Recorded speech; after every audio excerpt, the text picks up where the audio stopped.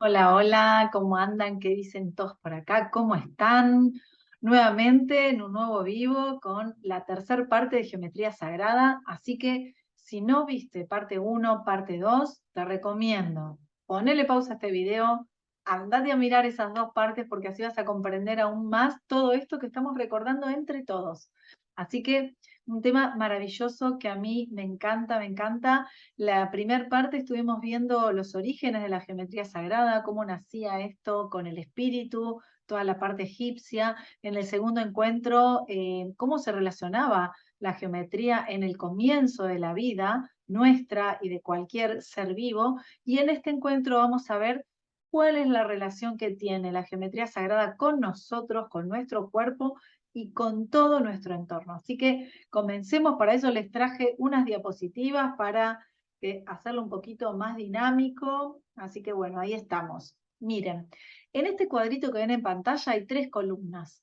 La primera, que dice matemática, es cómo desde la matemática plasmamos esta geometría, ¿no? Esto que veíamos en el primer encuentro, cómo desde la circunferencia empiezan a aparecer todos estos patrones y finaliza uno de los que se ve es la flor de la vida.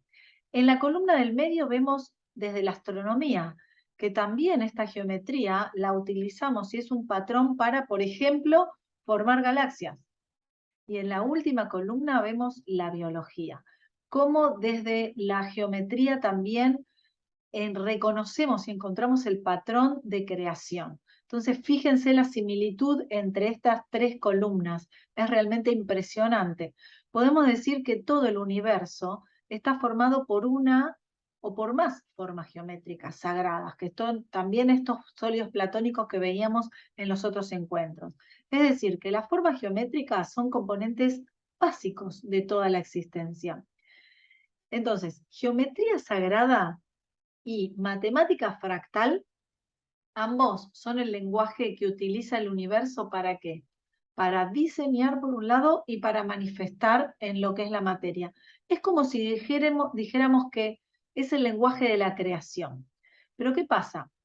Nosotros, los humanos, tenemos otra herramienta de creación, que es que el pensamiento, la palabra, el sonido. O sea, nosotros cómo creamos o cómo manifestamos nuestra realidad, de acuerdo a lo que pensamos. Y después, de acuerdo a lo que pensamos, eso es lo que decimos. Y ese es el proceso de manifestación. O sea, me levanto y pienso que el día va a ser un desastre, va a estar todo mal, ya me levanto pensando eso, bueno, ¿qué va a suceder con el día? Es un desastre, ¿sí? No es que sea mala suerte o buena suerte en el caso de que el ejemplo fuera el opuesto. Es la forma en que pensamos. Entonces, nuestro lenguaje para crear la forma pensamiento-palabra, digamos, podemos decir que es la imaginación. El proceso sería imaginamos, o sea, pensamos, decimos el sonido y co-creamos la realidad. Es decir, que nuestra forma de comunicarnos es a través de qué? De las palabras. Pero este lenguaje de las palabras, y presten atención acá, es un lenguaje puro, así entre comillas. ¿Por qué? Porque todos tenemos nuestra impronta, nuestro condicionamiento, nuestra historia, nuestros miedos, inseguridades, nuestras alegrías, nuestras cosas también, emociones positivas. Toda esta energía, ¿dónde la transmitimos? La transmitimos también en nuestras palabras. Entonces, por eso digo que no es totalmente puro. En cambio, el lenguaje de la geometría sagrada sí es un lenguaje muy puro. ¿Por qué? Porque no lo podemos pasar por el filtro, por ese filtro, ¿no? Es algo que llega directamente a donde, a nuestro subconsciente. Esas formas geométricas, digamos, nos muestran la conexión que hay entre todas las cosas. ¿Qué nos muestran? Que a través de que de números, de formas, hay como un orden divino, hay una lógica, hay un patrón en todo eso que nosotros percibimos, en todo el mundo a nuestro alrededor. ¿Y qué pasa? Vieron que en todos estos encuentros venimos conversando ya hace bastante que estamos en un tránsito, estamos en un momento bisagra, en un momento de pasar de la 3D a la 4D. Entonces vamos a en este pasaje también, en la 5D, en la dimensión 5, vamos a cambiar la manera en que diseñamos nuestra realidad cotidiana. No lo vamos a hacer más en nuestra forma, pensamiento, palabra. Vamos a trabajar con geometría sagrada. Por eso es importante comprender esto y para recordar, vamos a utilizar el término de recordar bien geometría sagrada, hay que traer tres conceptos que son básicos, que son estos que les pongo en pantalla. Uno es este edificio ahí con estos números, que es una secuencia. Es una secuencia determinada que se llama secuencia de Fibonacci, ya la vamos a explicar. El otro concepto es el número phi, el número áureo, el número de oro, que es lo que ustedes ven en el medio. Y el otro concepto del que vamos a conversar es la divina proporción. Miren, este señor que ven en pantalla vivió allá por el siglo XII, fue un matemático italiano, se llamaba Leonardo de Pisa, pero es más conocido por Leonardo Fibonacci. ¿Por qué? Porque él estaba estudiando la reproducción de los conejos. Entonces él casi por accidente descubre esta secuencia, ¿no? Entonces, ¿qué estudiaba él? Quería saber si a principio de año tenía una pareja de conejos, con cuántos conejos iba a terminar a fin de año. Entonces empezó a estudiar esta reproducción y cómo se iba produciendo, y llegó a una conclusión, a una secuencia, que es la que ven acá en pantalla, en donde casi por accidente descubre esto. Pero ¿qué pasa? Esperen que dejamos de compartir pantalla y les muestro de qué se trata esta secuencia. Acá, miren. Así ya la explicamos, porque ustedes van a decir que son todos estos numeritos, Patrick, que escribiste ahí. Es algo súper simple.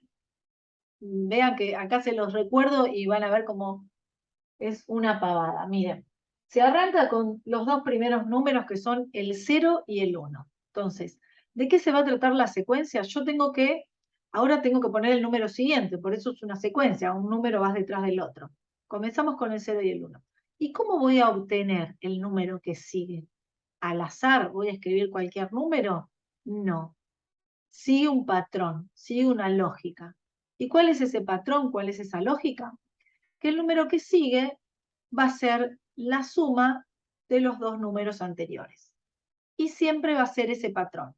Siempre que yo tengo que completar un número, me voy a fijar cuáles son los dos anteriores, los sumo y ahí voy a obtener el número que sigue. En este caso, los dos anteriores son los mismos números que están, porque son los únicos que escribimos hasta ahora, así que van a ser esos mismos.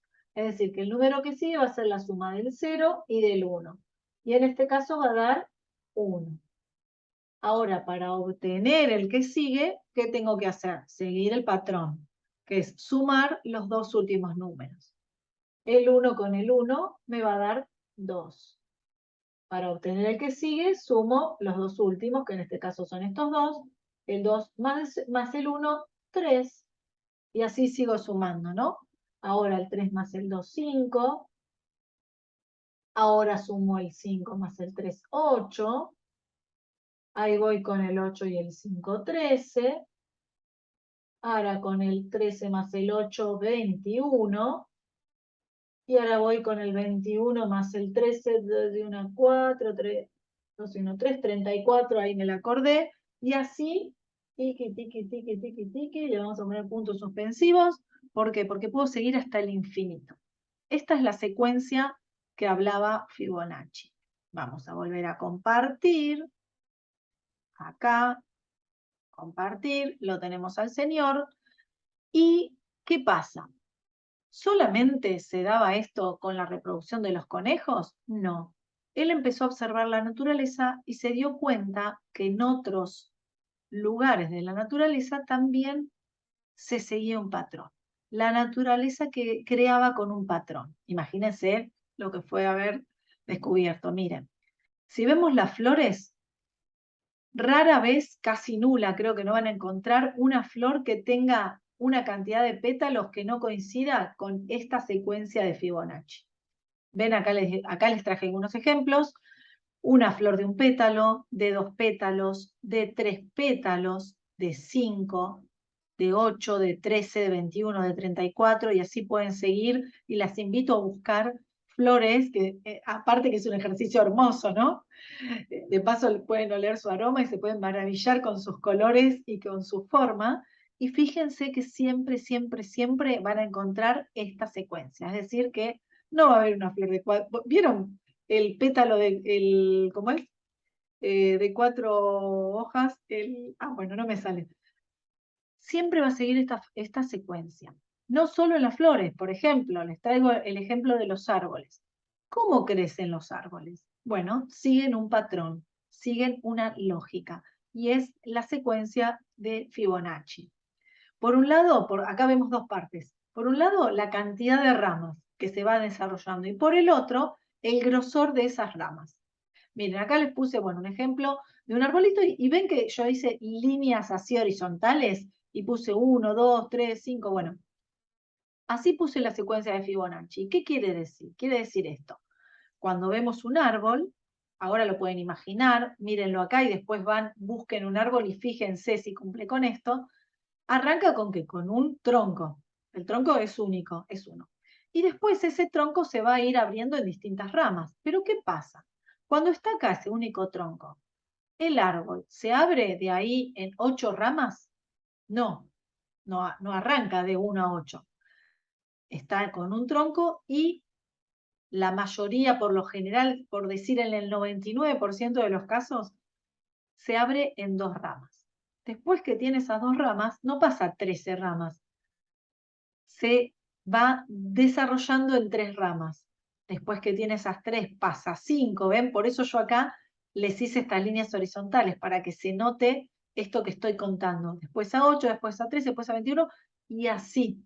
Depende el árbol que sea grande o el que ustedes estén mirando. Pero el desarrollo en cantidad de ramas sigue esta secuencia. Lo mismo con el grosor. Vieron que a partir del tronco, las ramas van achicando, disminuyendo el grosor. Bueno, ¿en qué medida lo van disminuyendo? En esta misma proporción. Es decir, que el tronco, cuando se abre en 2 ramas, no son 2 ramas iguales al tronco, del mismo grosor, son más pequeñas y siguen esa relación. Más pequeñas, cada vez más pequeñas, cada vez más pequeñas, cada vez más chiquitas. Es impresionante. Entonces, esta secuencia, si lo vemos desde la aritmética, que serían estos números que yo les puse acá, se enfocaría así. Pero si lo vemos desde la geometría, vamos a encontrar este otro patrón que va formando una espiral. Es decir, que, ¿cómo lo veo yo de la geometría? Voy haciendo cuadrados. En lugar del 1, es decir, yo voy haciendo un cuadrado de un centímetro, por ejemplo, o 1 metro, o 1 kilómetro, lo que decida, pero de 1 por lado. Y después, ¿qué me dice la secuencia? Otro 1. Entonces dibujo otro cuadrado de 1 también.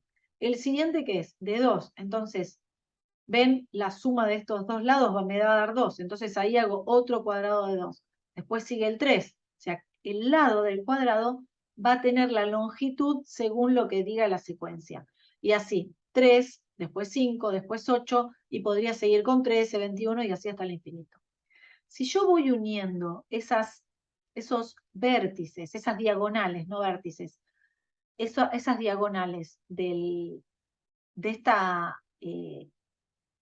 estos cuadrados que agrupé, me va a dar esta hermosísima espiral llamada espiral de Fibonacci o espiral áurea también. ¿Por qué espiral áurea? Ahora les muestro. Miren, vamos a seguir con este número, el número Phi.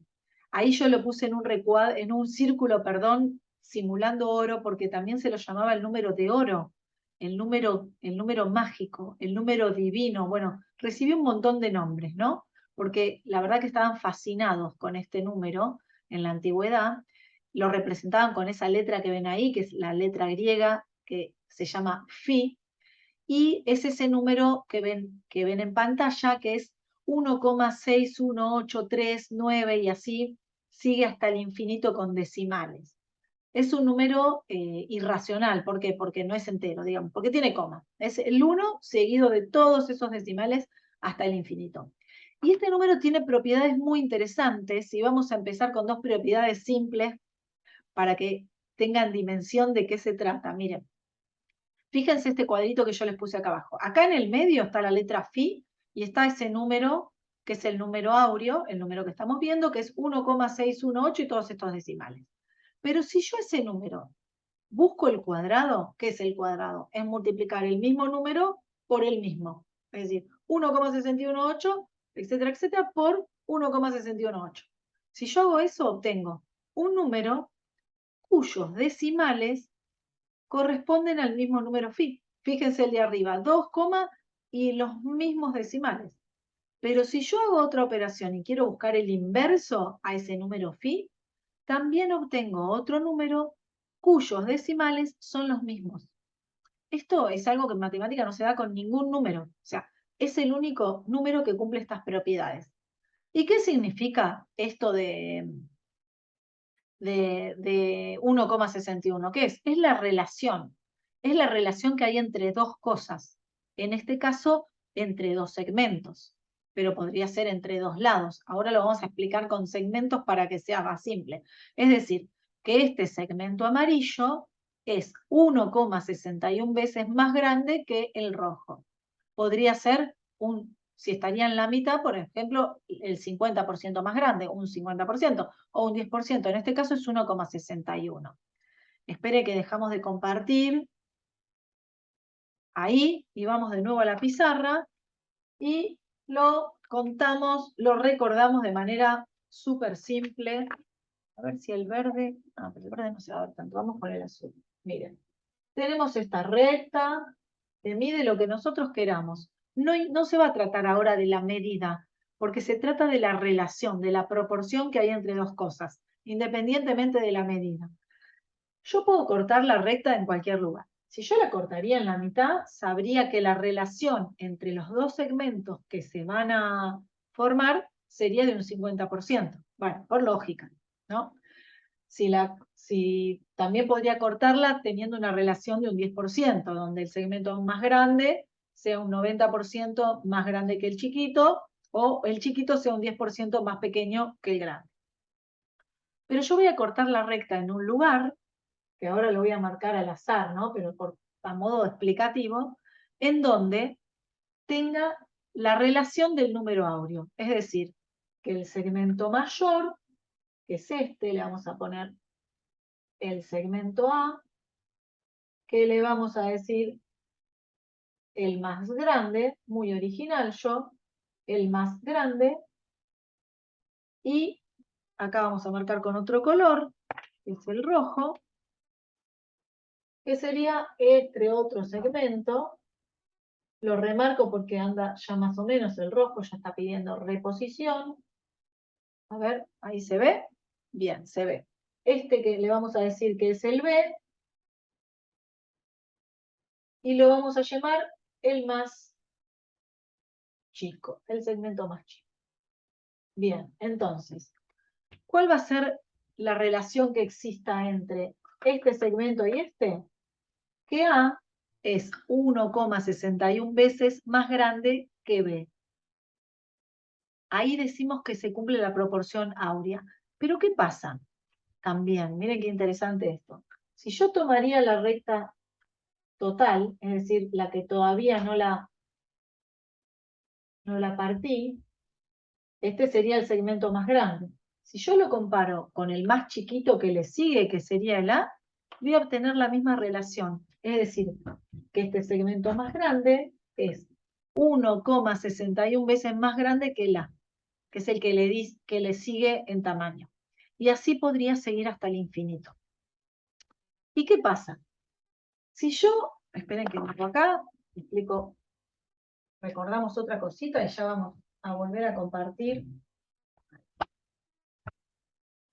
Si yo tomo todo este segmento, digamos, y lo agarro, imagínense que fuese una soga, lo agarro en mis manos de extremo a extremo y lo pongo como si fuese una circunferencia, si yo con ese segmento armaría una circunferencia, acá, armo una circunferencia, ¿no? Lo tomo de los extremos y hago una circunferencia.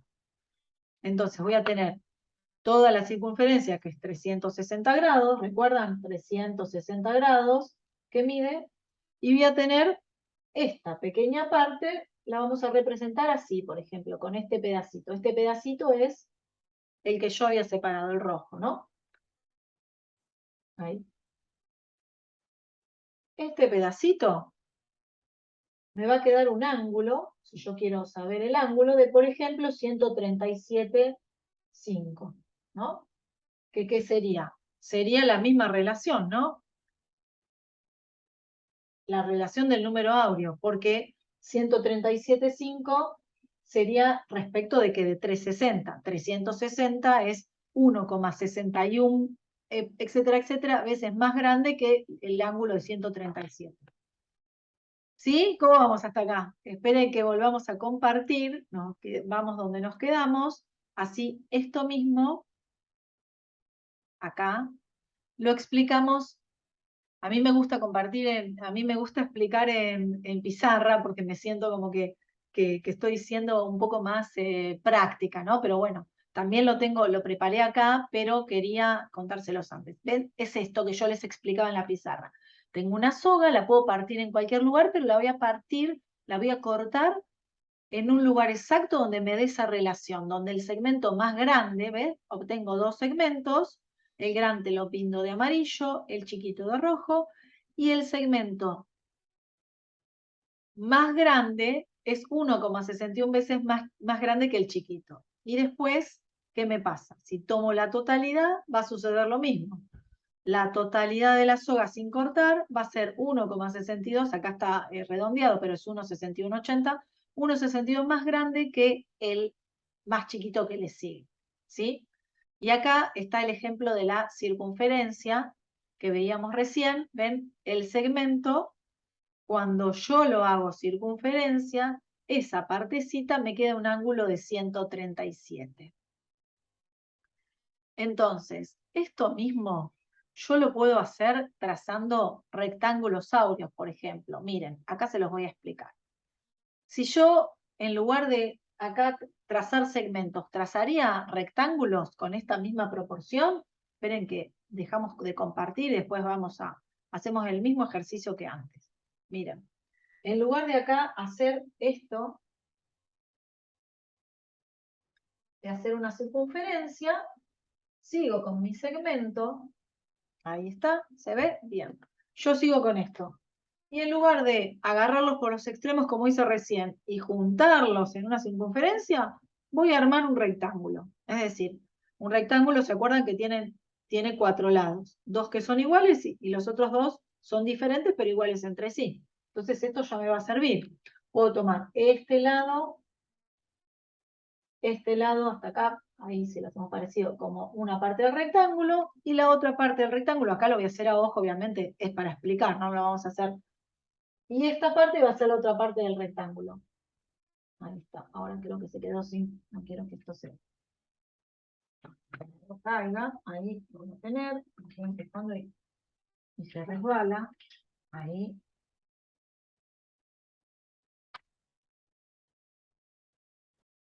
Yo para que quede, lo quiero marcar en rojo para que quede que es ahí, bueno, ahí está. Ahí está la otra parte del rectángulo. ¿Por qué tengo un rectángulo áureo? Porque el lado más grande es 1,61 veces más grande que el pequeño. A este se llama rectángulo áureo. Y es una proporción que nos genera armonía, porque podría ser otro rectángulo con otras proporciones. Pero está probado y se hicieron varios estudios que se mostraron a diferentes personas distintos rectángulos y todos eligieron el rectángulo de proporciones áureas. De hecho, nuestros televisores, nuestros monitores tienen esa proporción. Nuestros teléfonos tienen esa proporción. Es una proporción que genera armonía. Los estadios de fútbol tienen esa proporción. Las tarjetas de crédito tienen esa proporción. Los documentos tienen esa proporción. Esos rectángulos que convivimos día a día tienen la proporción que nos genera belleza, armonía, que pensamos que es la mejor. Bueno, ¿vieron la fascinación que tenían los antiguos? Ahora está en todos lados. Bien, ahora sí. Vamos a compartir entonces acá donde nos quedamos y ahí les voy a mostrar este videito donde explico esto que yo les dije Así quizás en el videito puede llegar a ser de manera más gráfica. Trazamos el rectángulo siguiendo la proporción áurea, es decir, un lado va a ser unos 6,18 más grande que el otro, y ahí adentro usamos el lado menor y trazamos un cuadrado. O sea, la figura que resulta, esa celeste, también es un rectángulo áureo, que a su vez lo podemos volver a dividir creando otro rectángulo, y otro hasta el infinito. O sea, la longitud que me va a quedar de cada cuadrado va a resultar ser un número de la secuencia de Fibonacci. Entonces, cuando yo uno esos vértices, mediante arcos, genero esa espiral áurea. ¿Alguna vez no dibujaron nunca esta estrella que se hace sin levantar el lápiz del papel? Bueno, se llama pentagrama. Fíjense que la relación de las longitudes de cada segmento sigue la proporción áurea. Además, el pentágono que se crea en el centro sirve para dibujar otra estrella, que a su vez tiene otro pentágono y así sucesivamente. Por eso en la antigüedad, lo que era el pentagrama se ha usado en prácticas mágicas, misteriosas. De hecho, en el libro La Divina Proporción, que un señor que se llamaba Lucas Pacioli escribió con ilustraciones de Da Vinci, el autor estaba fascinado con ese número, porque afirmó que era divino. Él decía que era único como Dios, que los 3 segmentos representaban la Trinidad, que no se podía medir al igual que Dios, que era como inconmensurable, que es similar a sí mismo, porque Dios vieron que es omnipresente, invariable. Entonces, se afirma que Phi, este número, está en todos los elementos de la naturaleza. Y miren esto que les voy a mostrar ahora, que es, miren cómo en muchas plantas que tienen hojas que van creciendo a lo largo del tallo en forma helicoidal, que sería una espiral para arriba, si lo miramos desde arriba, esas plantas vamos a ver que el ángulo que va a determinar el crecimiento de las hojas es este ángulo de 137. De esa manera las hojas no van coincidiendo, digamos, verticalmente. Esperen que los pongo de nuevo, si puedo ahí. O sea, esa manera, si yo lo miro de arriba, y esa manera de crecer helicoidal, así, respetando ese ángulo, ¿ven? Un ángulo. Entonces, ¿qué pasa? No coinciden verticalmente con otras y no se van a ir dando sombra, o sea, aprovechan al máximo la luz del sol. Y esto mismo se da en la cantidad de espirales del girasol, en las piñas, se dan un montón de cosas, en un montón de cosas. Y miren acá, miren esto. Si yo además, yo en esa misma lógica voy distribuyendo puntos y rellenando, digamos, un círculo con ese patrón de espirales, ¿ven? Voy tirando, en ese mismo patrón voy tirando círculos. Es el mismo patrón que está presente en el corazón de un montón de flores, como pueden ser las margaritas, que son en donde más las vemos, o el girasol, donde se ve de manera casi perfecta, digamos, pero están en un montón de flores, algunas más chiquitas que no se alcanzan a ver, digamos, tan espectacular como es el girasol. Y fíjense cómo se ve la flor de la vida que contábamos en el encuentro anterior. No, es fantástico. Miren, y además, si esas espirales las contamos, digamos, ven que acá está en la primera foto la espiral y acá las contamos para un lado y para el otro, también, ¿qué va a pasar? Sí, lo que están pensando. Vamos a tener espirales de la secuencia de Fibonacci, espirales, digamos, 21 lado para uno, 34 para otro. En esta, por ejemplo, que tiene más espirales, da 34 para un lado y 55 para el otro. Y en esta, por ejemplo, que todavía tiene más espirales chiquititas, da 55 para uno y 89 para otro. Y siempre son un número que está en la sucesión de Fibonacci. De hecho, miren, el vuelo de los halcones o de cualquier otra ave que quiera, que vaya a cazar una presa, se da de manera helicoidal y sigue el patrón de la espiral de Fibonacci. ¿Por qué? Porque este patrón permite que el ave nunca pierda contacto visual con la presa, o sea, no va girando sobre sí misma, hace este patrón y va haciéndolo en forma de espiral y cada vez lo va cerrando más hasta llegar a la presa. Pero bueno, fíjense, contemplen la naturaleza. ¿Por qué? ¿Qué hace la naturaleza? La naturaleza, la divinidad, el universo, lo que Dios, como ustedes lo quieran llamar, optimiza, optimiza energía. Entonces, buscan patrones para optimizar todos los recursos. O sea, para que el vuelo de este alcohol sea lo más rápido posible para no perder de vista su presa y para bajar rápidamente y para poder, obviamente, comer en este caso. Bueno, y esta espiral la podemos encontrar en infinidad de lugares. Miren, galaxias, la formación, cómo se va abriendo y desarrollando una galaxia, más bien expandiendo, es en la forma de espiral de Fibonacci.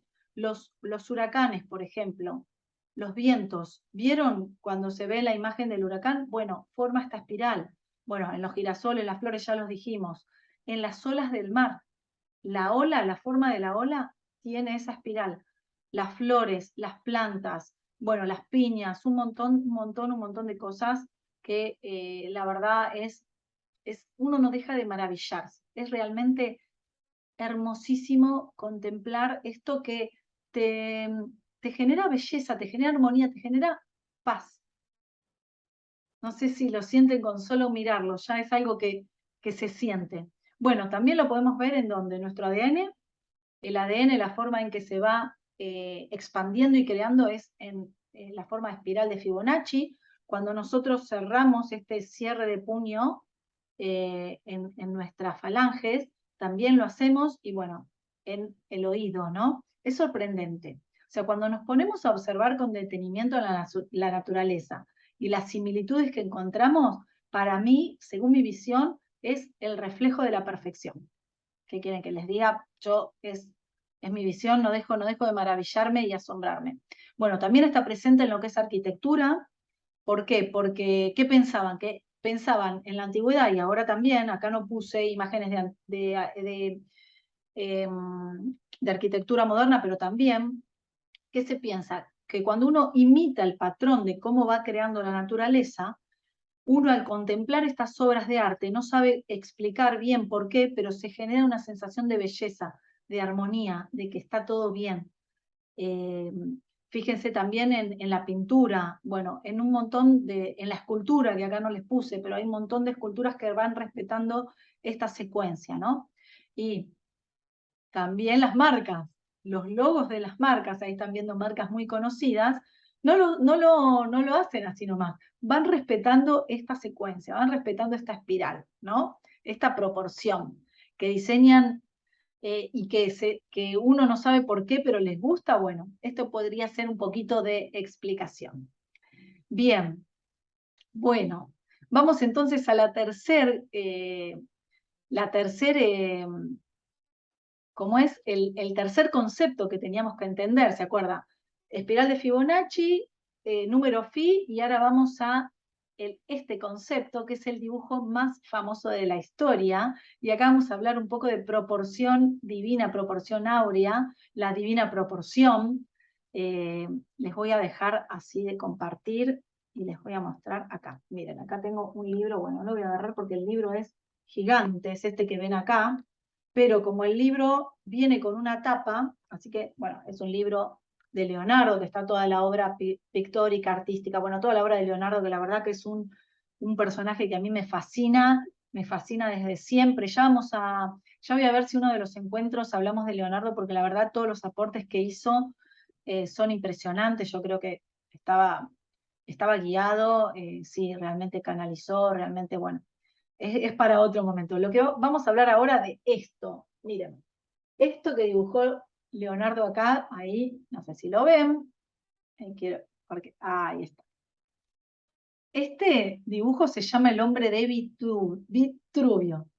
A ver, ¿quién era Vitruvio? ¿Por qué se llama así? Porque era un arquitecto romano que trabajaba para el emperador Julio César. ¿Y qué hizo este hombre? Este hombre estudió las proporciones del cuerpo. Y como Leonardo también era un apasionado del cuerpo humano, leyó esto que había escrito Vitruvio, tratados, se llamaban tratados, y decidió hacer este dibujo. ¿Y por qué es tan famoso este dibujo? Miren, vamos a ir explicándolo.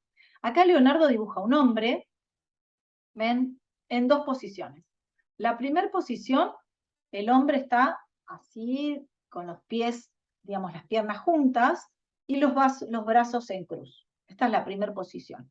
Y esto está encuadrado, sí, digamos, está dentro de un cuadrado. ¿Ven? Circunscripto a un cuadrado. encajado en un cuadrado. Y la segunda posición, el mismo hombre, pero está como formando una X, ¿ven? El hombre, pero acá abre los brazos y también abre las piernas y está formando una X y está adentro de un círculo. Y fíjense que cuando abre los brazos, no los abre, o sea, los extiende, más bien, vamos a decirlo bien, los extiende, y no los extiende en cualquier posición, porque podría extenderlos, digamos, un poquito. Miren que los extiende hasta la altura de la cabeza, ¿ven? Esa es la altura de extensión de los brazos, y después también abre las piernas, y ahí se suscribe el círculo. Y se dice que el círculo es la figura perfecta, ¿no? Como si fuese Dios, o sea, que no tiene principio, no tiene final, ¿no? Entonces, parece ser que este dibujo representa el círculo también como el infinito, ¿no? Este dibujo representa o simboliza la unión entre el hombre y Dios, o entre el hombre y la divinidad, entre el hombre y el universo, entre el hombre y lo sagrado, o la creación, ¿no? Como ustedes le quieran poner, pero como que el hombre y algo más, como que lo humano y lo divino. Y en ese momento era como es el hombre del Renacimiento, ¿no? Se identifica como el hombre del Renacimiento porque el Renacimiento es este periodo que marcó el fin de la Edad Media y el principio de la Edad Moderna, ¿no? Es como que el hombre que mira, no sé, a su alrededor y se encuentra como dueño de sí mismo o como dueño del universo también. Porque recordemos que en esta época donde vivió Da Vinci, Leonardo da Vinci, eh, se puede decir que es el final de la Edad Media y el principio del Renacimiento. ¿Por qué? Porque hay tres hechos, vamos a hacer un poco de historia así rápido, que marcan este pasaje, digamos, de la Edad Media a la Edad Moderna.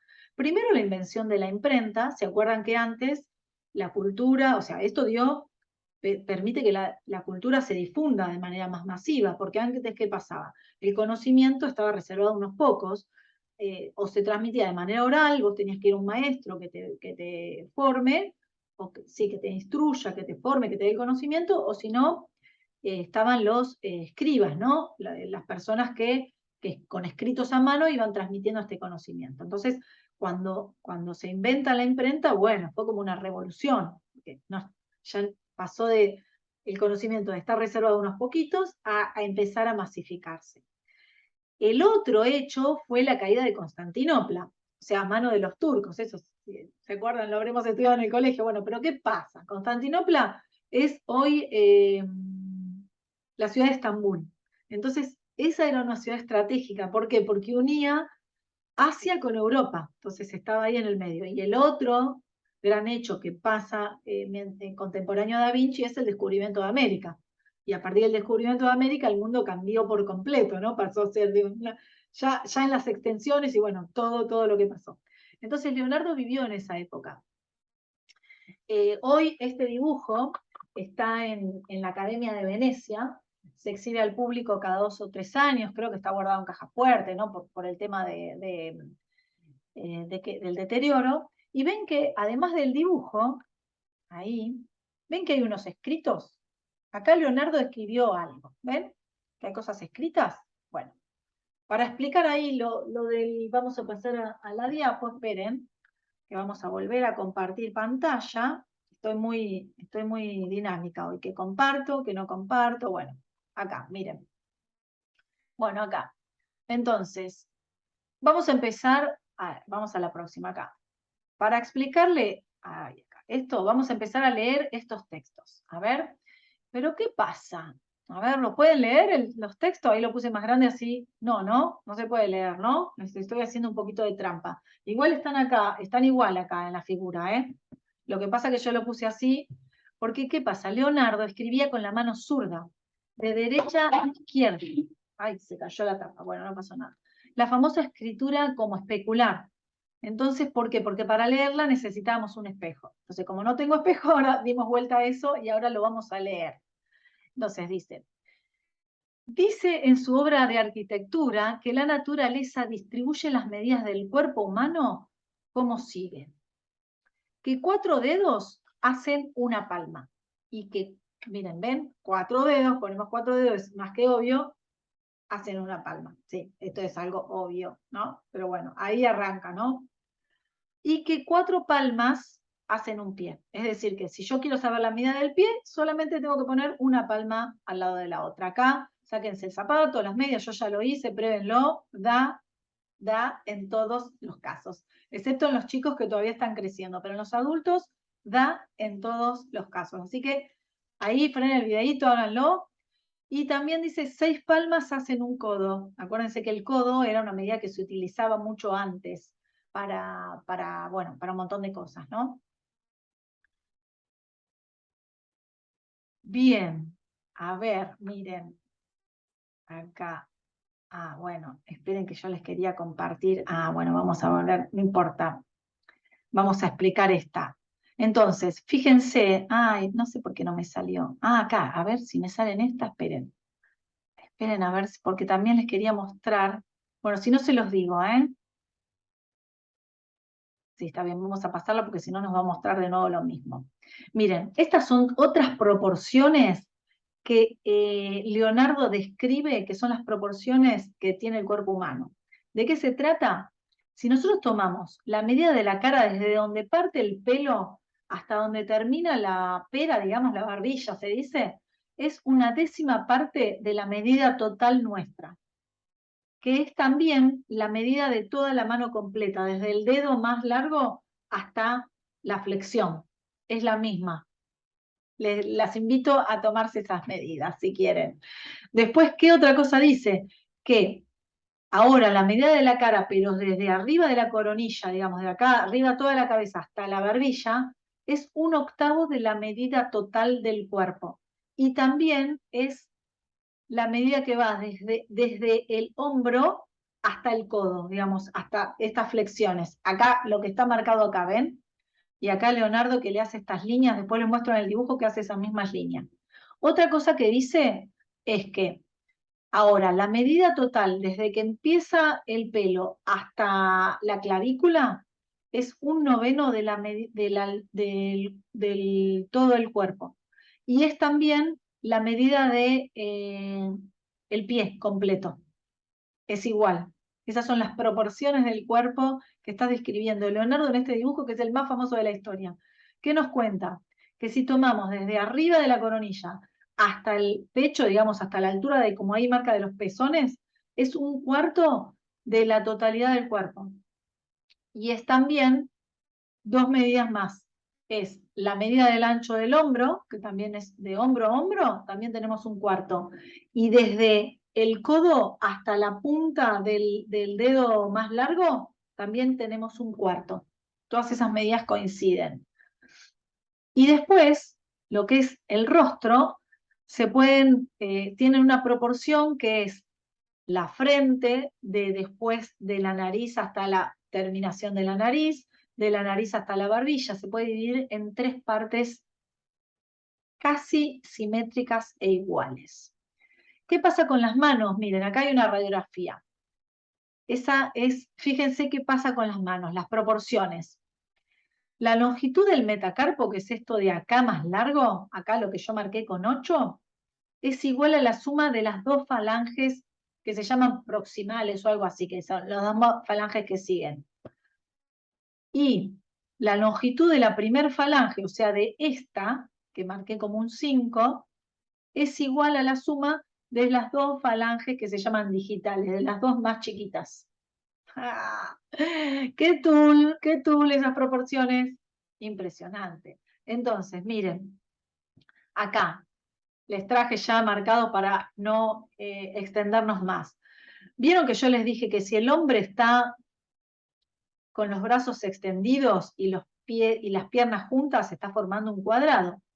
¿No? O sea, si extienden, forman, digamos, forma una cruz, y por lo tanto se puede hacer un cuadrado, ¿no? Tomando en cuenta el lado de abajo los pies, el lado de arriba la cabeza y los extremos de los brazos. Bueno, la medida de brazo, si yo extiendo los brazos como está acá este dibujo, y me tomo la medida con los brazos extendidos, es la misma medida que mi altura. No parece, pero es. Fíjense, háganlo. Yo lo que hice fue me acosté en el piso, puse los pies contra la pared, digamos, y en la medida, en mi cabeza puse un libro para tomar la medida de manera rápida, y después me giré y extendí los brazos. ¿Y cuál fue mi sorpresa? Que esto se cumple. Es la misma medida, porque el cuerpo está hecho en proporción. Proporción, no importa el tamaño de cada uno, tiene que ver con proporción. En el caso de los chicos, si lo van a hacer con los chicos, no creo que les dé porque hay que esperar que termine el desarrollo, ¿no? Cuando el cuerpo deja de desarrollarse, porque puede ser que estén dispares porque están creciendo, es obvio. Y bueno, y si en este caso el centro del hombre serían los genitales, ¿no? Que es el centro del cuadrado. Y acá, en este caso, cuando extiende esos brazos al tamaño, a la altura de la cabeza y también extiende las piernas, está formando con las piernas un triángulo equilátero, el centro sería el ombligo y es como si miráramos, si nosotros nos acostáramos en esta posición, podríamos dibujar una circunferencia perfecta con centro en nuestro ombligo, si tendríamos un compás gigante. Bien, y ya para ir finalizando, miren, a medida que profundizamos en esto, ¿qué podemos hacer? Recordar que todos somos partes del todo, no somos individuos individuales, todos somos uno y seguimos un patrón de creación, o sea, salirnos de esta separación y miedo porque somos uno con la naturaleza, con la creación. O sea, ir hacia el amor todos juntos, hacia una conexión, porque esta misma secuencia Fibonacci y estos mismos ejemplos que fuimos viendo en la naturaleza, nos hacen recordar que estamos todos conectados, que es el mismo patrón que se va siguiendo en la naturaleza, en la madre tierra. Estamos todos conectados. ¿Con qué? Con el resto de los seres, con las otras dimensiones. ¿Para qué? Para crecer en conciencia, hacia una mayor conciencia, con crecer en vibración. O sea, la geometría sagrada es esto que nos conecta con todos y con todo. Podemos decir que es el lenguaje universal, lo que decíamos antes, el lenguaje universal. Y quiero finalizar con esta frase de esta persona que admiro desde que tengo uso de razón, que también, así como Leonardo, creo que merece hacer algún encuentro y contar toda la vida también y las cosas que fue aportando a la humanidad hasta Albert Einstein, y una de las frases que nos dice: Dios no juega los dados, el azar no existe. Y acá lo vimos en esto que les conté, vamos a dejar de compartir. Dios, uy, ¿cómo se fue la luz? Bueno, perdonen, pero empecé a grabar este video tempranito y ahora se fue la luz, así que bueno, estamos casi en penumbras porque no encendí ninguna luz, pero para decirles que es verdad, en el universo hay una lógica que es esta que vimos con geometría sagrada, una lógica de creación, un lenguaje universal. Así que bueno, gracias, gracias, gracias por acompañarme hasta acá. Lo disfruté, espero que ustedes hayan disfrutado también y nos vemos el próximo encuentro. Chau, chau, beso grande para todos.